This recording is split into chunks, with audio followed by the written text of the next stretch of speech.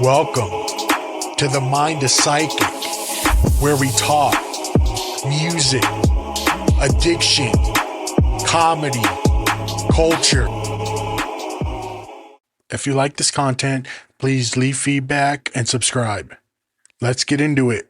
Affirmations in the morning or when you go to bed in the evening or people work nights, so, vice versa.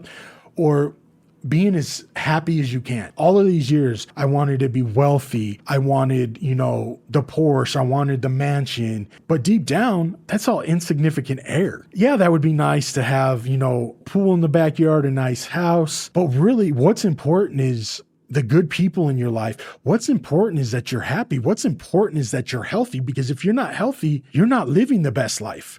Sometimes the health is your fault, and in a lot of times, it's not. And whether you believe in a higher power or whatever, I'm a true believer of things happen for a reason, even if they're unfair. Situations happen for a reason. But the toxicity, you may not even realize. I would say 8 out of 10 times, you don't even realize it. You don't mean to be mean, and you don't mean to put that energy on people. It's how people are affected and how they internalize it or externalize it. And you know what? Even getting a third party involved. If we're talking about friendships like that, I'm not in a really, I don't have a significant other, so I can't really talk about being married and that kind of stuff. So I'm not even going to touch on that. Even with kids, I'm not going to touch on any of that. I'm just talking about what I've lived and different ways of doing things there's issues. Okay. Tell it straight up. Don't be mean about it though.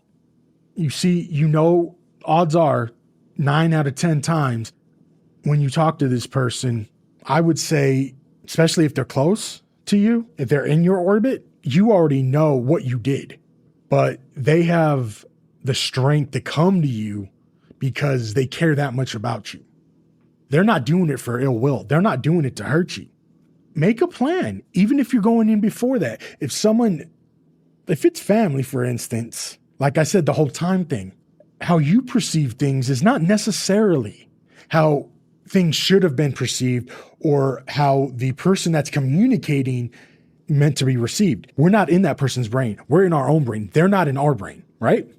Feel it. But also with the toxicity, are you building that to the toxicity of the other person? And what I mean by that is, are you adding, and I'm not talking about these keyboard warriors, these trolls, these buttheads. I'm talking about people close to you. Do you consider maybe you did something wrong and they're acting a certain way to you?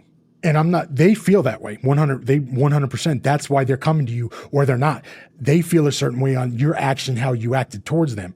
What about if you catch on afterwards and you were like, oh shoot, then you can be proactive, right? It's a lot easier being sober now. Odds are, a lot of times, especially if they're close people, it went over their head. They were annoyed for like 2 seconds, then they moved on with their life because they're adults and they have real lives, they have families, and they just, okay, homeboy's having a bad day, whatever. It's when it consistently grows and it happens more frequently that you're like, okay, bro, or hey, dude, we got to have this talk, man. Are you all right? What's going on? And I know after 20 times of doing that, helping them out, maybe they're just not meant to be intertwined in your life, into your spirit, if you believe in that sort of thing. Just be happy and explain. And it is all right, even if it's 2 guys, man. Even if it's 2 dudes and they do something really freaking stupid, go up to them. Dude, homie, it kind of rubbed me the wrong way what you said last night about whatever the example is, whatever, that was fucked up. What's going on? Because clearly you wouldn't have acted that way towards me if you were straight in the head, You just come off like, what's going on? Talk to them. Maybe they just had a shitty fucking day. Maybe they just got bad news. Maybe they're scared and they were lashing out, hoping that you would talk to them, hoping you would confront them so they could talk because they were so scared that they didn't know how to bring it up. Just think about it. If you're truly feeling yourself in a clear-minded way, you're just honest. key word there is honest, or not being toxic. Being honest it's freeing, man. It is so cool not lying. Like when you would go hang out with friends, you were that dude that in the group that they were like, man, this dude is just off, man. Like, do we really have to hang out with them? And then they start to back away. It's not them that are the issue. It's you that is the issue. You need to be straight up. If you did something to me, it's not on me. It's on you, homie. You say something shitty, okay, we're going to back off. You know, we're having fun and you're ruining that fun. Most of the time, I would say they're forgiving and they understand. And the person that's acting that way doesn't understand, and they're not in that moment, and they're not connecting the dots. But then at that point, you're being toxic to them. You're being toxic to them. You're now feeling the opposite, right? You're feeling that, whoa, I can't believe I did that. Like, I mean, man, this is just not, there's just something, that's just not, why? Why is he acting like that? Oh, that's why. And then the light bulb goes off in you, and you're like, that's why they were acting that way. That's why they were feeling. That's why they were detaching from always hanging out with you. Because you weren't fun to be around, hang out with. You were always either too paranoid or always afraid of living life. You were so involved in negativity that you never you never lived. You never lived and had that heartfelt, fun time that you could have. But that's what's dope, is that you learn. You can turn that toxicity, that negativity, after years and years of learning, wanting to grow, educating yourself, you can learn. And if the people give a shit and really care about you, those are going to be the ones that'll be your diehards. You can be 1,500 miles away. You could be 10,000 miles away. You may not even talk on a normal basis. You could just be throwing out texts on their birthdays, on holidays, or just say, hey, how you doing? It can just be one line of, hey, how's your family? They're thinking about you and you're thinking about them. Now, as a single dude, I have way more free time. Friends with families with children, my friends with families with homes, with careers and all of that. Not saying that making money, having a job, having a career, whatever. Not saying that I don't have that. I struggle definitely with that. But what I'm saying is our lives are different. They chose to live their life in a different way. They were able to, it clicked earlier for them, or they were able to, so to speak, man up before you and grow their life and figured it out, or they had help.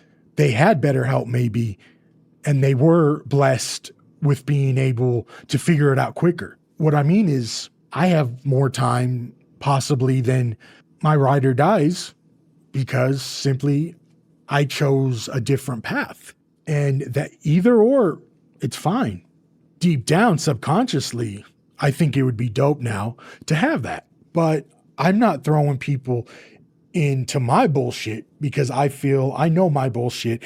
I'm not going to do that. I don't want to put anybody in a bullshit relationship and deal with my shit until I get my shit straight, I mean, in my way, that I'm trying to prevent that hurt from somebody else for dealing with me until I can fix myself, right? Now, I might be way off bounds with that. There are very nurturing people out there that don't have an issue. I'm not saying fixing you or repairing you, but assisting you in becoming a better person, taking that toxicity out of your behavior, out of your words, out of your emotional state. They can assist you, and they care about you that much that they will do it time and time again. Now, I'm not talking about they're going to bail you out of jail every 10 seconds. Anybody that does that, now, I'm sure it's a different story if you're doing it for your child or whatever. I don't know any of that. I've never had that experience. I've had close, we've all had close people that we figure out we're like, these are our ride or dies. And then these were just people that you had almost like, let me give the example of when you're so in a different mental state and you're at the bar and you go to a bar or whatever on a regular basis. Let's just say you go to it so much that it's like work hours. I mean, I'm talking open to close 4 or 5 days a week, maybe even 7 sometimes. Maybe you're doing overtime, right? But you gain relationships there, and they're basically what they are. You think they're your friends, which not saying they don't care for you after years of, hanging out, talking to them, but you're always inebriated or you're always in a different mindset, right? That once you get sober, you figure it out. Once you stop, you just go in there. You notice it's just a different vibe from drinking there to going there to one of my things I wanted to do when I got sober was give it a year of sobriety. I think I gave it 6 months because it was really important to me that I was able to live life, meaning I needed to go back to the place, that bar, not to drink. They had bomb food, by the way. I mean, their food was off the chain, always off the chain. And I was going in there as a recovering alcoholic, hanging out. I remember hanging out, being wild with all these guys, right? And all these ladies. They're still doing that shit, right? So now it's entertainment for you. I'm not making fun or blasting out anybody because I was that same acting a fool type dude, not thinking I was badass in that moment, right? When I was drinking, but now I'm coming in from like I'm almost out of body, and I see these people like, oh shit, this is comical. Like, this is what all the bartenders, now I get it. This is fucking insane. Like, this is kind of fun. I always do a virgin michelada or a Bloody Mary. So basically it's tomato juice, spicy tomato juice, but I'm able to do that. And I was able to do it from day one. That's on that 180 day. I was able to go because I wanted it that bad, because it's life, right? You're going to go out with friends or you're going to hang out. You're an adult, whether it's doing a business meeting or, going out with your friends, even to a restaurant, there's going to be alcohol. There's going to be a bar. You can't prevent that. And you cannot stop living your life and having good friendships and gaining those memories just by not going. So you got to, once you get strong enough, and if you're willing to do that, it's fun. And then you get to the point where it's just like, I'm just going to chill at home. I don't need all that stuff. It's a waste. Drinking is a waste of money. And that's how I feel at this time. It was my only outlet for years, I didn't want to be in my right mindset because I was toxic to myself. I wanted the toxicity. I craved it.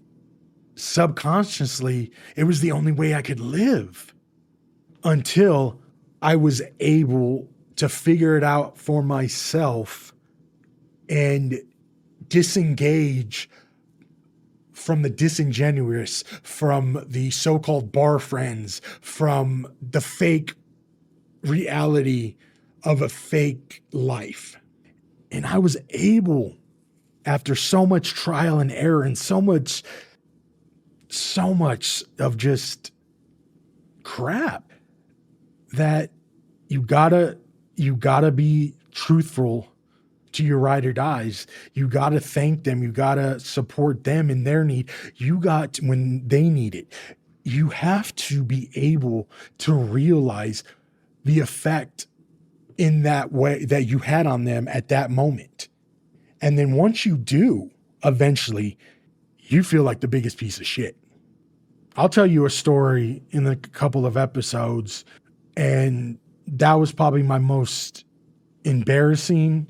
And the guys know that I listen to it. They know who they are and they know the situation. But I'm just going to say that as irritated as I'm sure they were, they still cared. They were worried about me because I was off my fucking gourd, dude. I was off like, I was just a fucking idiot. I was just an idiot. I was spending money like there was nothing. I thought I was fucking king shit. I was perceiving somebody that I thought I wanted to be. I would go and spend $160 on a fucking meal by myself at a an upscale restaurant at the bar because I thought I was dope. Now, I went there for the food because it was bomb. Ordering a bone-in ribeye or a roast. Okay, that shit's good. Tomahawks are like $125. And then you add, you think you're all dope. You're going there and now I'm just ranting because I want to and I can. You're going there, you're there, right? You're just chilling and you're in this nice affluent area. You go on like a Saturday. And like you get there about 4 or 5, on Facebook, you're putting, you do your, location settings and you pull up the restaurant because you think you're all badass and you think that you've got the money and shit. And you portray this character that you're not because you're so messed in the head because of the addiction, because your brain is just so out there and you're not realizing it. You're not realizing that spending $3,000 a month at bars is not financially smart. Having title loans when you're in that state and spending 95% interest. Yeah, they don't tell you that shit. I don't care what they say. That shit, you don't see the end. You just keep on paying and paying and paying until hopefully you can get a large sum of money, or you just say, fuck it, and they can repossess the car. Sometimes it's worth it. Anyhow, but what I'm saying is you're so into that mindset, you're not seeing the other avenues. And God forbid there's children around you. It's the regret, yes. But the people that stick with you love you. They may not even say it. They don't have to say it. The shit you put them through and they're still with you, bro, you can't ask for somebody better. That's not worth $10 million. That's not even worth me going to be able to go into the studio with Dre, or me to meet Warren Buffett, my business idol, who I've wanted to meet for my entire life because he's a fucking genius at investing. What kind of 16-year-old wants to meet Warren Buffett? Well, I'm sure now, I'm sure a lot of people actually, but what I'm saying is that once you get straight and you leave that toxicity out, it's freeing. It's freeing to the point, it's like somebody took their hand, it's like a weight being lifted off your chest and throat because it was keeping you down for so long. Subconsciously, you didn't want to be there. That's why you were doing it in the first place. That's why you were doing drugs. That's why you were drinking. That's why you were eating. You were gorging out. You don't want to deep down. You want to take care. You want to be the best person inside and out that you can be towards others. But if you're not that way towards yourself first, nobody else counts. Nobody else matters at that point. You might as well be alone. And some people just say, fuck it and give up, trying to help this person, which I 100% agree. When I was going through my shit, when I was in the hospital, when I was in that level 1, I didn't want I had one person show up who I will always be grateful. I'm not naming names, but she knows who she is. And I will always be internally grateful for all that her and her family did for over the years for me. And all the things that she was cool about and helped me out with. Another person that was very blunt, but I needed it. Anyway, I didn't want anybody to be a part of my shit. I didn't want visitors. I didn't want anybody. I didn't even want my family to know I was in there because I was so embarrassed.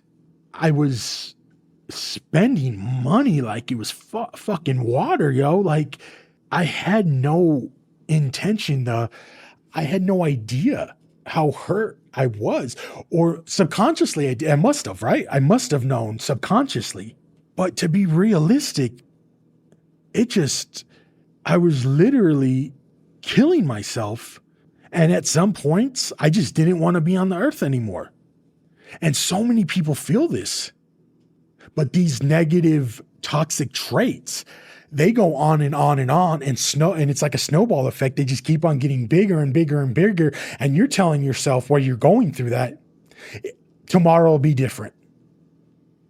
Or I'll start in 2 weeks, or I'll start in a month, or, oh, okay, I got a couple of grand in the bank. I don't need to work.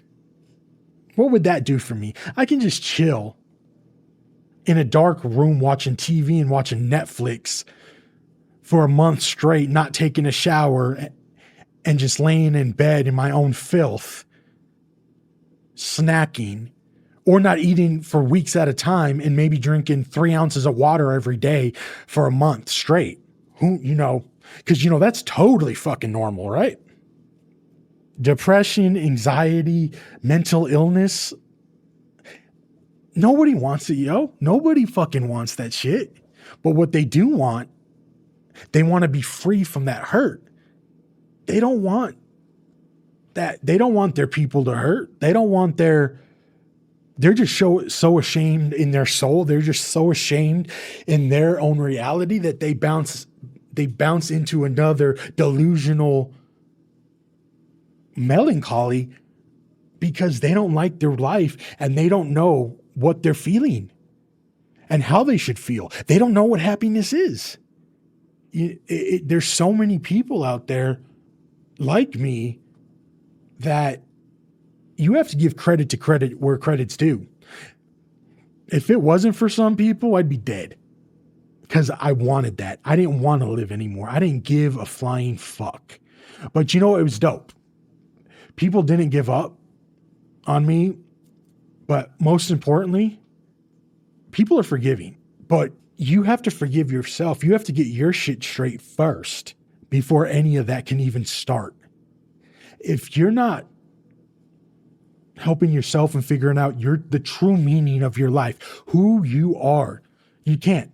You're never going to fix it. And every single day, it's an uphill battle. So what I mean by that is life's not supposed to be easy. And I do want to mention one thing. I think this maybe be a two-parter. I'm not sure. I've never had I'm going to see how much I can take from this, but this may be a two-parter anyways. Because these are just thoughts that I have, and I think I need to get them out. My mom always said, I'm trying to think of the quote. So you know how, it was basically, if you have nothing nice to say, don't say anything. So like most of her life was, I would say, was pretty shitty. Some of it her fault, some of it others. She did the best she could, whatever. Love the woman to death. Always will rest in paradise. But she would always say, if I have nothing nice to say, I'm not going to say it. Like, hey, how's your day? And you're really shitty. She's not going to tell you if it's shitty, Why waste the breath? And it didn't take me until I didn't really realize that. And she sheltered me from a shit ton of stuff. And that was, I believe, was her mechanism because she didn't want me to grow up in that way. Like I said, she will always be the homie. She will always be my number one. That mom and son love, nothing feels better than that. But I will say, if there's one regret, it was that she didn't see me sober and getting my life together in life. Because I honestly think, because I'm proud of myself. Money be gone. Fuck all that shit. Dude, I'm 5.5 years sober through fucking COVID. You know a friend of mine pointed that out. And we would hang out 3, maybe 5 times, 2 to 5 times a week. Like we were close. And I got my shit together. Then I stopped hanging out as much because we would, he was able to have 2 beers and that was it. Me, I could have 2 gallons and I still didn't get enough. And he was concerned. He also knew I was an adult and he wasn't going to baby me. He had my back. If I needed something, he was always there. But I remember him and a buddy took me. So for it was my birthday. It was March of 2022. And it was my birthday / graduation present. They took me to like this really nice Brazilian restaurant because my friend, he's been with me ups and downs all the way for like, at that point, 6 or 7 years. So he saw me just job after job. He saw me just not on meds. I mean, but he always had my back. That's what I'm talking about. I've been very blessed with, that's why I keep a small circle, I think. So anyways, let me get back to it. We were talking and we were talking and he was like, I'm very proud of you. He was like, so this is 3 years into COVID. We're just now able to go to restaurants without no, I think this was like that the tail end of the masking where you didn't have to actually to eat. You didn't actually have to take it off and then chew, then put it back up to your mouth. We could actually just like not have a mask on, right? At the table. So it was at the tail end anyways. And I just remember him, he was saying, he's like, dude, at that point I was sober. I'm sorry, this was 2022, March of 22. Sorry. Can't believe it's 3 years, 37 months since I graduated. Anyways, he's like, you've been able to stay sober through the entire duration from 19 to even to that point to 3 years after that. Like I'm going, September 15th will be my 6th year. So why I'm saying this is it can be done.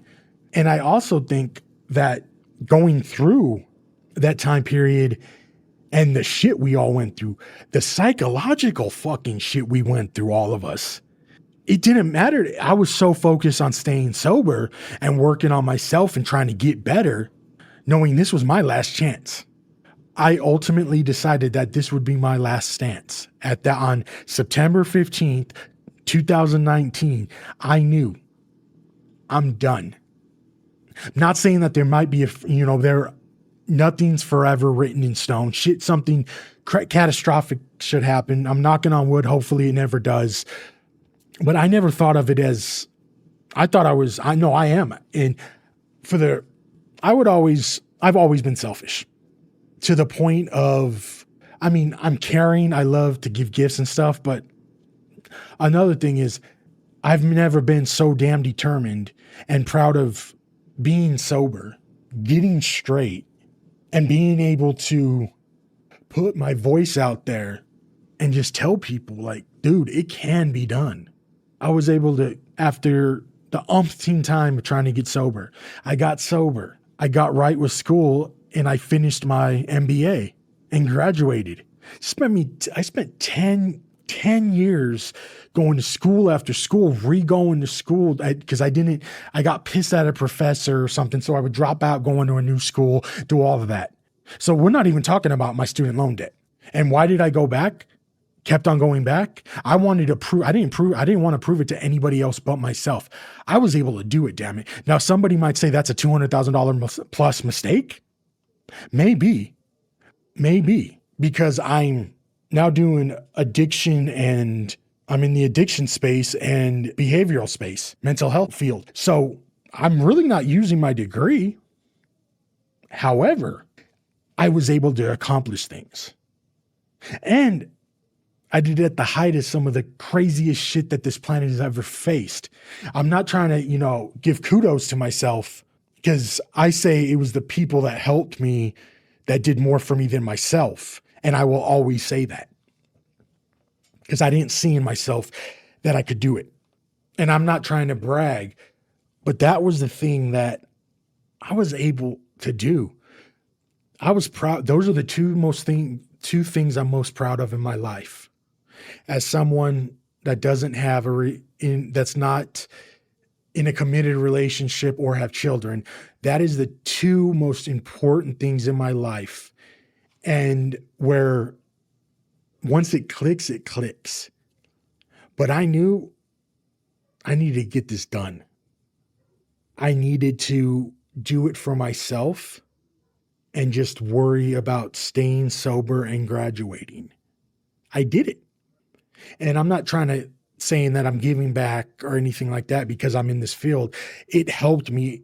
This sounds corny. It helped me so much. I wanted to help others. And I know how freaking corny, giving back to your community, say what you want, but when you see what you can come out of, and to be perfectly honest, I'm not saying that alcohol isn't horrible. It is it's legal. That's the only thing about it is it's legal.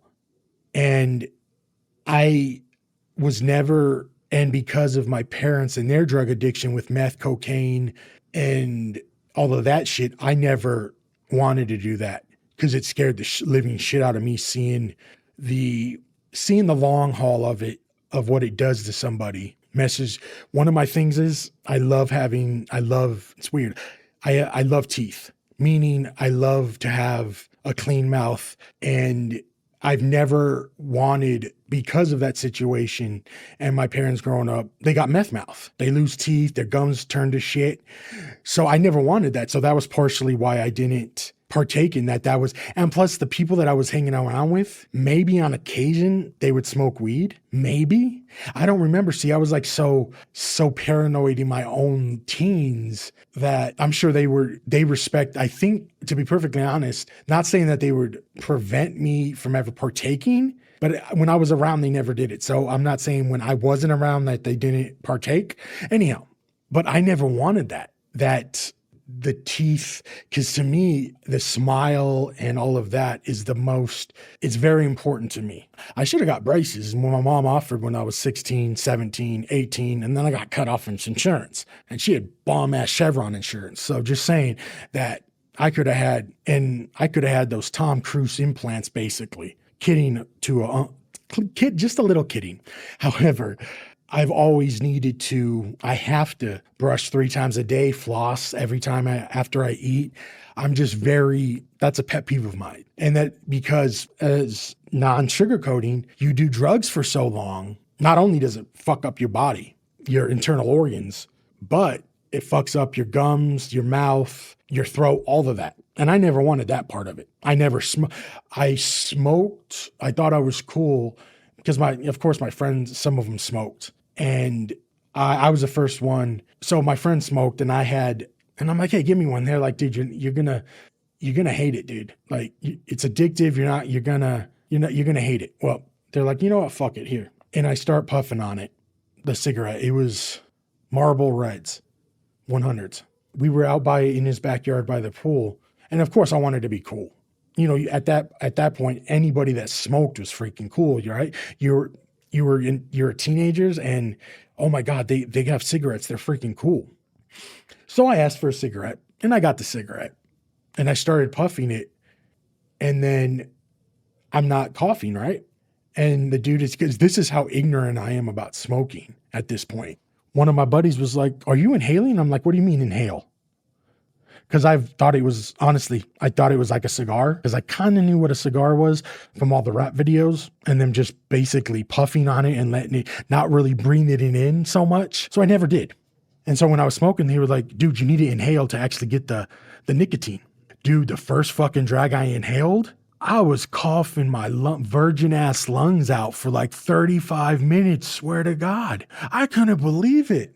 I fucking could not believe it. I'm like, oh, fuck this.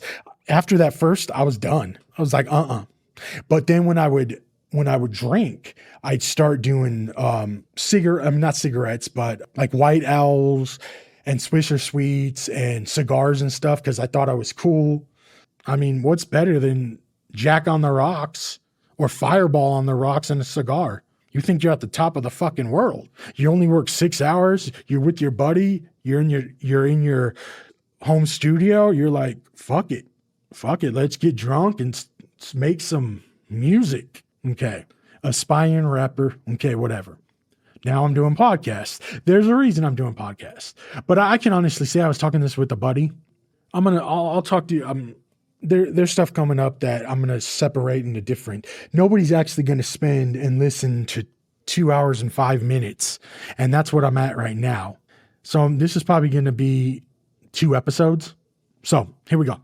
Anyway, so I was going, yeah. So let me get back to the point of what I was talking about and finally understanding how your negative traits and toxicity, and it can develop into others.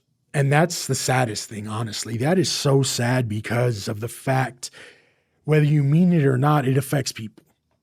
And I correlate negativity, I correlate drug use, I correlate environment, I incorporate depression, all that into toxic traits. It's not there, It's just not good. Don't hate yourself, folks. Don't hate yourself. It is the saddest thing in the world to hate yourself. It's even harder when you see somebody when you're straight and you're sober and you have a right set of brains on you, a right head on your shoulders, and you see others that are going through similar, because they're never going to be the exact same. They're going to be very similar, but they're never going to be 100% the same situations. It hurts, honestly. I don't feel sorry. I'm very empathetic towards these individuals. Like, I feel for them because I went through that shit. And the best thing though, I was super blessed. To never be homeless during this. I've never been homeless, thank God. I might when I was a kid, I probably spent a couple of days living in the car because, whatever, that's a whole different story. But what I'm saying is I've been very blessed that I've either been working or my family knew what they were doing financially when they left this planet. And even though I squandered it, most of it, I was living my life, right? You can't consistently, even though you're earning 5 to 7% in the stock market at an example sum and it earning interest, when you're taking 50, 60,000 out, you've got the taxes before it even gets to your bank, before it's the check's even cut, you got to sell it, right? So you've got to, of course, make the offering to sell it. Hopefully you set aside the exact, let's say a stock, one share of stock is 65.70 for one share, and you sell it, you're going to, and like I wanted a check like within the next couple of days, you sell it right then and you sell it for what it's worth at that time, right? But you do that on 30, 40 shares at a time, you're not recouping that interest back into, revenue, into profit. You're now taking all that money out, right? And it can't recoup fast enough. So your balance is going down, down, down. And that's even if the stock market is just, you got the right stocks, you've got the right, I was very blessed to have a very, very intelligent CFPs in my life I let them, just saying. I didn't have control of the money for the longest time. And I'm just grateful for that because I would have never, if I had that kind of money up front, I wouldn't have lived. I would have been dead long ago. So, but as I always say, you know what? You can always make money. You can always make money. Anyhow, but when you spend that kind of money and you're in a different mind frame, you're not looking at the bottom line. I was like, basically what I did was email, hey, I need you to cash that. I need 5,000 worth or something. Then I would be like, okay, give me X amount per month. And then I'd be like, well, give me X amount per month. Then I need this special check, this additional check for 15,000 for a business or something. Cause I was so fucking delusional. And I thought I had this fucking endless supply of money that I really wasn't as in tune as I know about all of this stuff. Cause I've always loved finance. I've always loved business. I have an understanding of what it is and what it does and what it provides and the cost of everything. But when you don't see the balance, when you're actually withdrawing, you don't see how quick that shit comes. So would it have changed if I had that kind of sum in my accounts and I saw it actually dwindling? Would I stop? I don't know. So it is what it is. But what I'm saying is you're in a whole nother world. So buying drinks for people, giving people 100%, 150% tips sometimes on a regular basis, on an average day, spending sometimes $150, $200. And I do this for what? Maybe minimum 17 days out of the month, minimum. That goes by really quick with no job, in and out of school. not really giving two shits, and staying because you live an hour south, staying in hotels.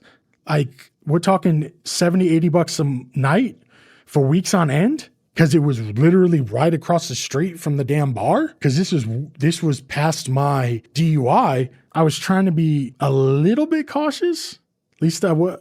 So it was a block. It was on the other side of the street, basically. Anyway, I'm going off on these tangents, but this is all the negativity and all of the shit that goes through your mind. All of the traits. What I want to say is, you got this. If you want it bad enough, you got this. Like, you can totally figure this out if you want it bad enough. You're going to lose people. You're going to lose people. Not for all the right reasons, but you're going to lose people. You may mend a lot of friendships and relationships. Some people just won't. They've had it enough and they're not looking back, which another thing is I can respect. But I've been talking for hours about all of this toxicity.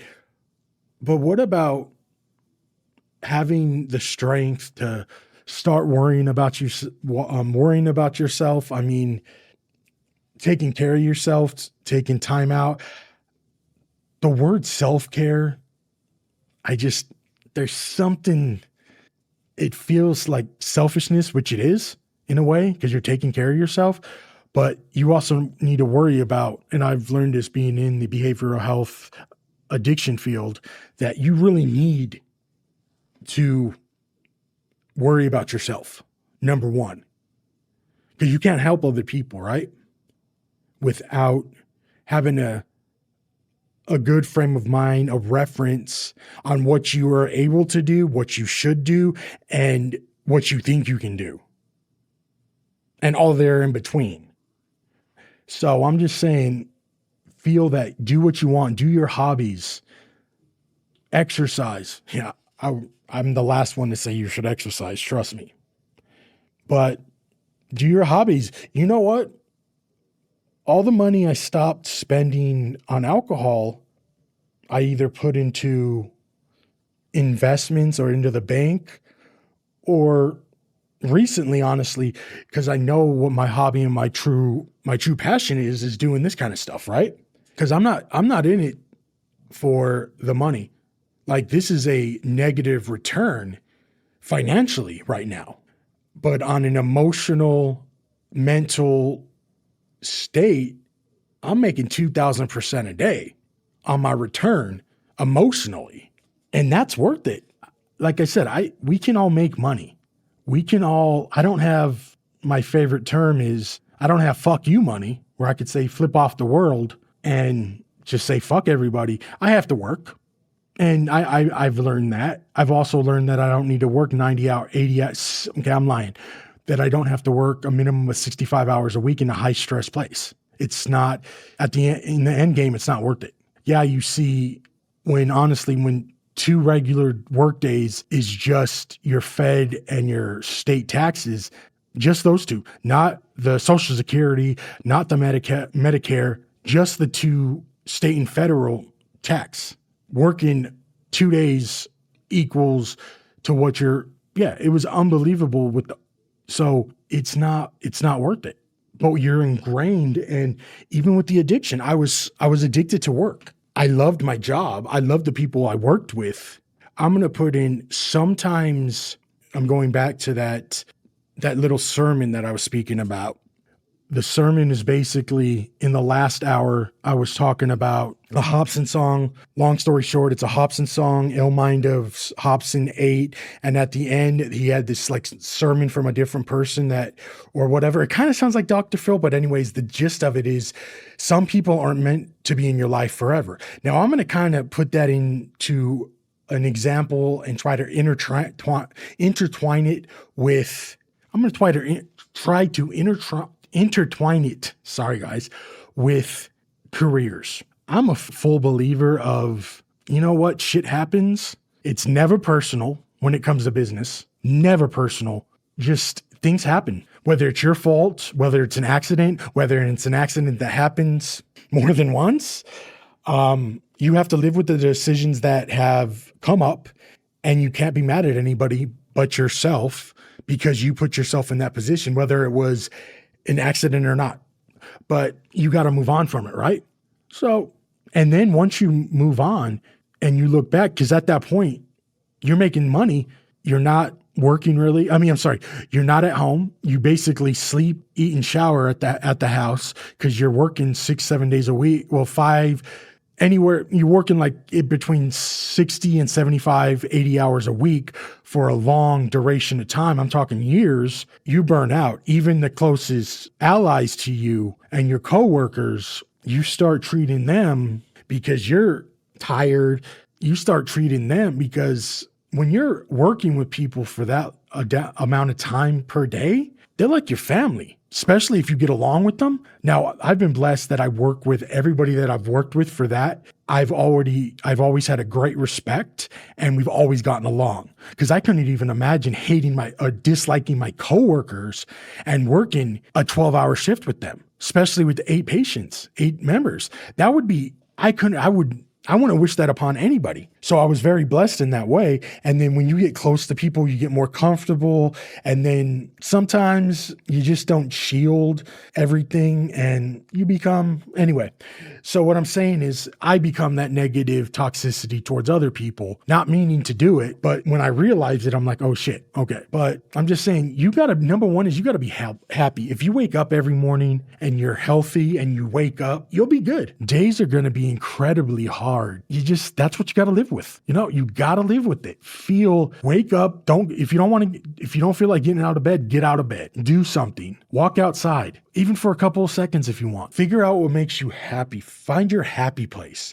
If you have the means, spend. If your hobbies cost a little, spend it. If financially, it may not be the best return, but my thing is, even if you never make it back with that passion or that project, it's worth it for your well-being.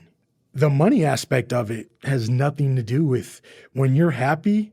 Odds are it's not about the money. It's because you're in a good place in your mind and in a good situation. So with that being said, I'm kind of long in the tooth today, but I just felt that this needed to be said. And I wanted to thank everybody for coming out and listening to me.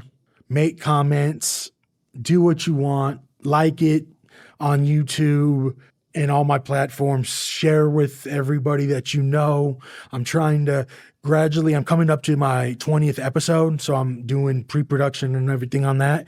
Research for my 20th. I haven't decided what subject matter I'm going to do it on, but I'm really looking forward to this. So yeah, definitely share all of this. I think I'm going to start doing a lot more marketing. I kind of have an idea. I'm kind of getting used to this. I'm definitely a lot more able to talk on the microphone now by myself. Like my other No Mentor that I'm a co-host with, Sir Judo, plug. Yep, No Mentor Pod on YouTube, No Mentor Podcast on all other platforms. Just saying. It's a different type of podcast, but it's more fun. This is more serious, me just being straight up. I cussed a lot in this episode. It is what it is for right now. This is an addiction podcast. It's a mental health podcast. So I don't think 6-year-olds or 8-year-olds should be listening to this anyways. So for the people that have it on in the background, if there's anybody listening, which I'm just happy I'm doing this, I'm being productive in my own way, just be happy. And once you feel that happiness and you came back from the dead almost, daily living it's difficult, but it's a minute thing in this whole thing we call the third planet from the sun, the rock, whatever, the blue marble. Dude, it's minuscule for the stuff. Your daily life is, especially mine. I'm blessed to have a job. I'm blessed to have good people, good relationships. I'm blessed to be able to basically do what I want to do within reason. I'm blessed to be able to continue my being sober and sharing with y'all, with people. I'm a very blessed person, and we all feel sorry for ourselves every now and then. but shit happens. I always go back to the shit happens thing with Forrest Gump. When he's doing that marathon, shit happens, right? Well, with that said, I wanted to thank everybody. This is definitely going to probably be a two-parter. Definitely not back-to-back, but it's definitely going to be a two-parter. Also, I'm excited for what we got coming next. So just tune in, like, share, have fun, make a comment, hate it, love it, give feedback, ask questions. I'd love to interact. I'm still new at this, so really just, every day is a learning experience. Just I'm always going to be long in the tooth. I'm always going to be telling it like it is, how I believe. This is instead of going and spending $300 an hour on a psychologist and talking out with my problems, I use this as my outlet. So technically, if you think about it, like let's say I've kind of almost made my money up in that regard with the clinical, with all of the stuff I've purchased, all the equipment. So yeah, I'm not in the red. I'm still in the red when it comes to time and that kind of stuff, but I'm loving this. Take care. I'm out. Thank you for tuning in. Please subscribe and leave a comment. You can hear me on all major platforms and socials under the Mind of Psychic podcast. See you next time.